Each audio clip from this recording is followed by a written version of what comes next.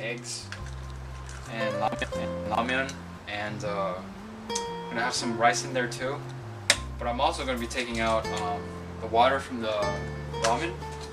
So go ahead and beat the eggs first. So what I do is I don't even use salt. I just beat it until like 60 seconds, a minute, and I beat it, you know, as much as I can. Well, this is good. This is good enough. So you do that, right? Now I take some oregano. Normally people don't do this, but I do because I like it like that. I'm just gonna go ahead and spray it like that. Not too much, because then you're gonna poop it all out.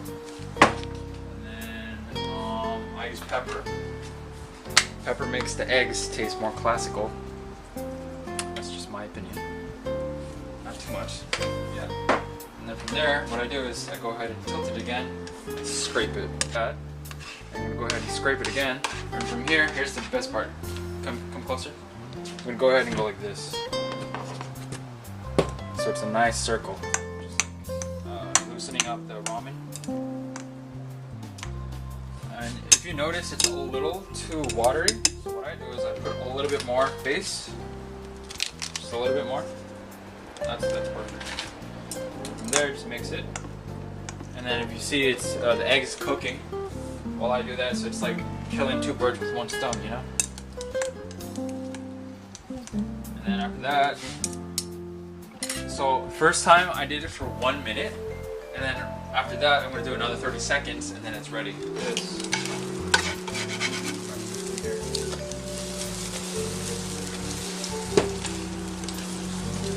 This took like 6 months to master. I think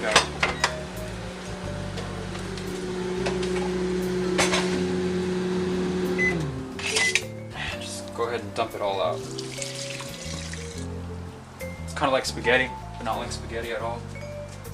Go ahead. Good old spoon. Put it right on top like that, right in the middle. You know, presentation is what matters. Put that on top. Slowly. All by itself. And then, yeah, you eat.